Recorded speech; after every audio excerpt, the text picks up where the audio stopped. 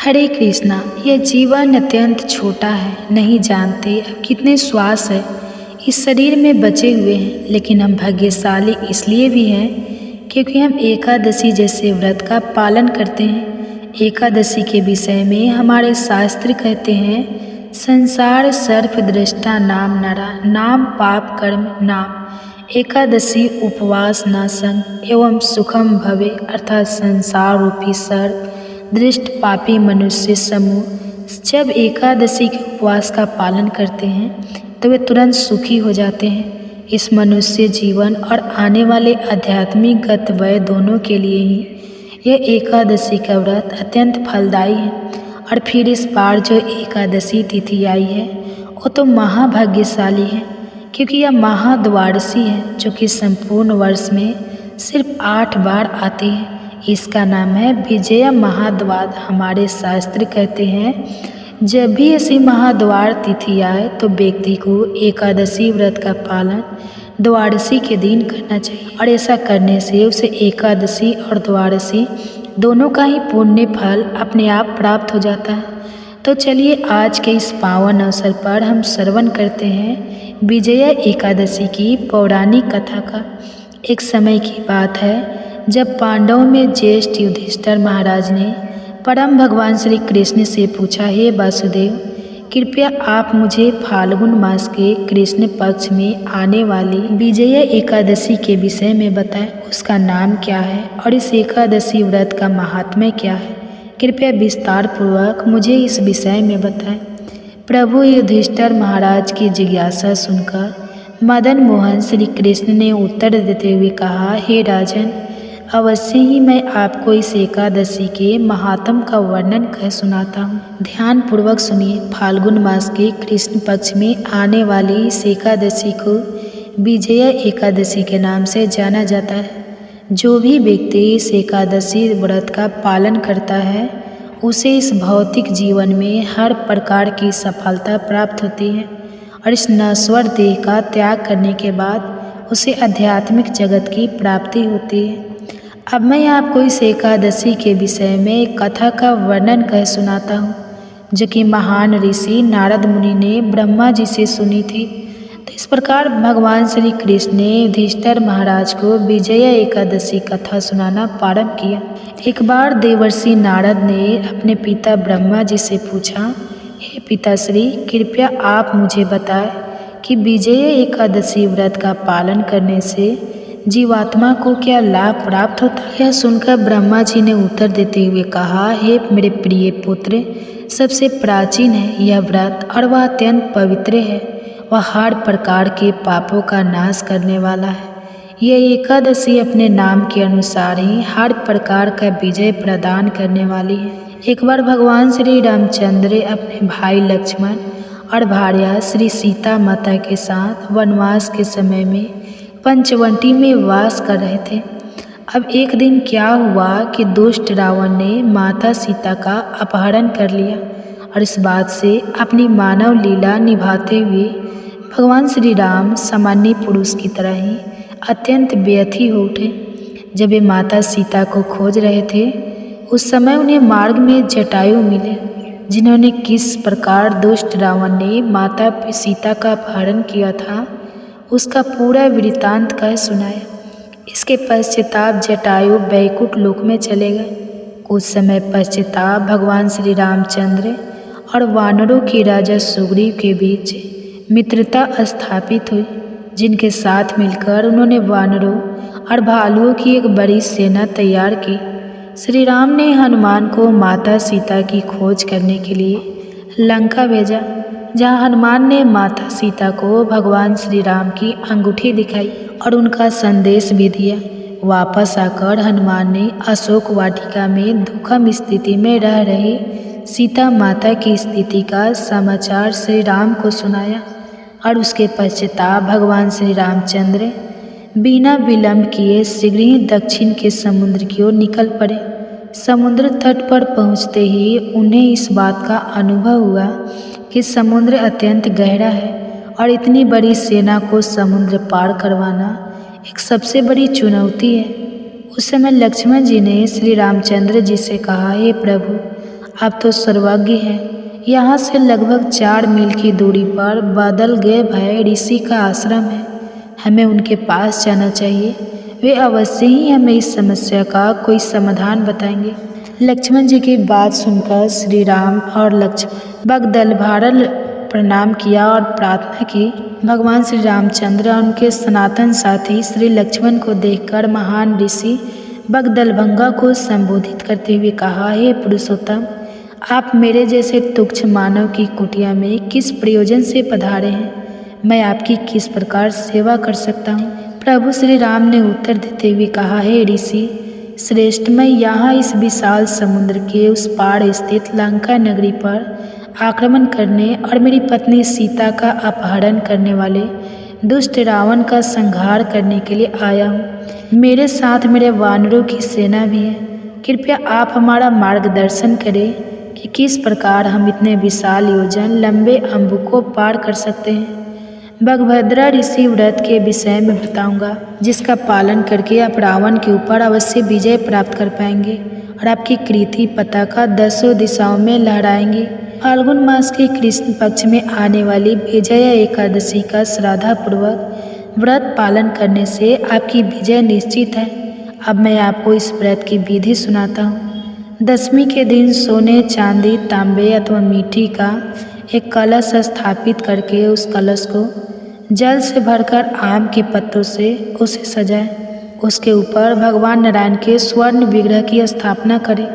सप्त धान्य का आसन बनाकर उस पर इस कलश को स्थापित करें और अगले दिन विजया एकादशी पर प्रातः ब्रह्मा मुहूर्त में स्नान इत्यादि से स्वच्छ होकर इस कलश की पुनः स्थापना करें। फूलों की माला और चंदन के लेप से उसे सुशोभित करें। कलश के ऊपरी हिस्से में अनार, नारियल और जौ रखें। अपूर्ण भक्ति भाव और प्रेम पूर्वक इस कलश रूपी विग्रह की पूजा करें। उसे धूप, दीप, चंद, फूल और प्रसाद अर्पित करें। एकादशी के दिन संपूर्ण समय उसके सामने बैठकर हरि कथा का पठन और श्रवण करें। रात्रि में भी उसी स्थान पर जागरण करें। दूसरे दिन प्रातः उस कलश को किसी पवित्र नदी या जलाशय के समीप स्थापित करें और विधि पूर्वक पुनः उसकी पूजा करें। उसके पश्चाताप सुपात्र ब्राह्मण को इस कलश और उस पर रखे हुए नैवेद्य का दान दें। इसके साथ साथ अपने अनेक प्रकार के दान भी दे सकते हैं। इस प्रकार विधि पूर्वक विजय एकादशी व्रत का पालन करने से आपकी विजय अवश्य होगी। अपनी इस कथा को आगे बढ़ाते हुए ब्रह्मा जी ने नारद मुनि से कहा, हे नारद मुनि, बलभद्र ऋषि अनुसार श्री रामचंद्र जी ने इस विजया एकादशी व्रत का पालन किया और लंका पर विजय प्राप्त करके रावण का संहार किया। इसी प्रकार जो भी व्यक्ति इस विजया एकादशी का व्रत का पालन करेगा, उसे इस भौतिक जीवन में विजय और सफलता प्राप्त होगी और जीवन के अंत में उसे आध्यात्मिक गंतव्य भी प्राप्त होगा। ब्रह्मा जी और नारद मुनि के उस बात का समापन करते हुए भगवान श्री कृष्ण ने युधिष्ठिर महाराज से कहा, हे राजन, जो भी व्यक्ति इस विजया एकादशी कथा का पठन और श्रवण भी करता है, उसे वाजपेयी यज्ञ का फल प्राप्त होता है। इसलिए मनुष्य को इस विजया एकादशी व्रत का अवश्य पालन करना चाहिए। पुराणों के पन्नों से अभी अभी आपने सुनी इस विजया एकादशी की पौराणिक कथा।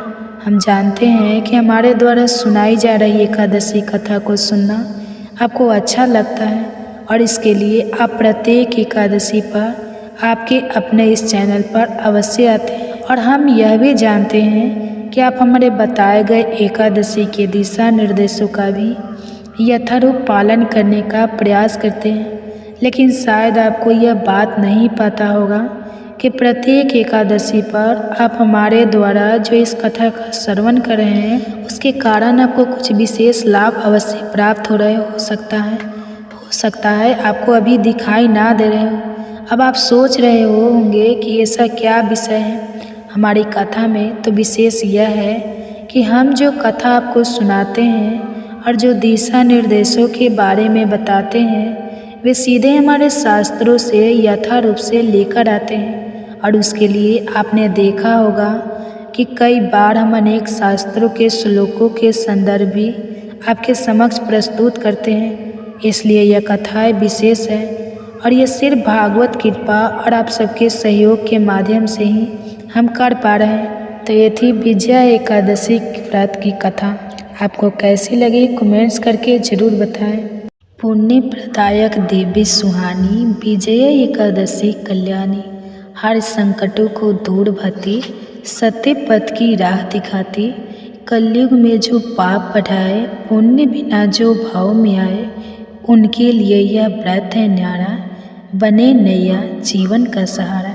हरे कृष्णा। आप सभी को विजय एकादशी की हार्दिक शुभकामनाएं। फाल्गुन मास के कृष्ण पक्ष में पड़ने वाली एकादशी का नाम है विजया एकादशी और यह एकादशी व्रत अपने नाम के अनुरूप ही संपूर्ण फलों को प्रदान करने वाला और सभी कार्यों में सफलता प्रदान करने वाला अत्यंत पवित्र व्रत है। विजया एकादशी परम पुण्यदायिनी और कल्याणकारी तिथि मानी जाती है। इस व्रत के प्रभाव से हर संकट टल जाता है और साधक को जीवन में विजय प्राप्त होती है।